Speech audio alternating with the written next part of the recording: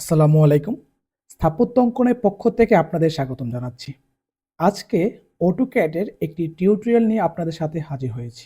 অনেক সময় দেখা যায় যে আমাদের অনেক বড় একটি ফাইল থেকে কোনো একটি প্রয়োজনে একটি নির্দিষ্ট অংশ অর্থাৎ একটি নির্দিষ্ট প্ল্যানকে আলাদা করতে হয় কিংবা আলাদা একটা ফাইল করতে হয়। তখন আমরা অনেক ক্ষেত্রে যে কাজটি করি, আমরা পুরো ফাইলটিকে আলাদা করে সেভ এস করি। তারপর আমার যেই ড্রয়িংটি লাগবে শুধু ওইটা ছাড়া বাকিগুলোকে ডিলিট করে দেই। তারপর আমরা একটি ফাইলকে আলাদা করি। তো আমরা এই জটিল কাজটি না করে আরো কিভাবে সহজে এই কাজটি করা যায়, এই বিষয়টি আজকে আপনাদেরকে দেখাবো। ধরুন আমার এই ফাইলে অনেকগুলো ড্রয়িং আছে। সেখান থেকে আমি শুধু এই একটি ড্রয়িংকে আলাদা করব। প্রথমেই WB অর্থাৎ ডাব্লিউ ব্লক লিখে এন্টার দিব। তারপর এই অপশনটি আমাদের সামনে আসবে। এখান থেকে পিক পয়েন্টে আমরা ক্লিক করব। পিক পয়েন্টে ক্লিক করার পর আমি যেই ড্রয়িংটুকু কেবল আলাদা করব তার একটি অংশে ক্লিক করব। তারপর আমি সিলেক্ট অপশনে ক্লিক করব। সিলেক্ট অপশনে ক্লিক করার পর সেই ড্রয়িংটুকু সিলেক্ট করব ঠিক এইভাবে। তারপর এন্টার দিব।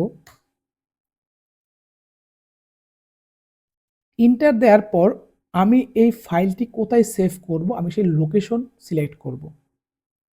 তার জন্য আমাকে যা করতে হবে এই যে এখানে দেখছেন 3 ডট আছে, এই 3 ডটে ক্লিক করব।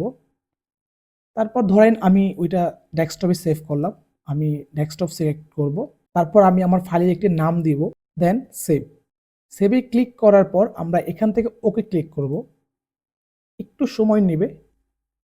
অলরেডি আমার আলাদা একটি ফাইল হয়ে গেছে। তাহলে চলুন আমরা ওই ফাইলটি একটু ওপেন করে দেখি। মিনিমাইজ করব।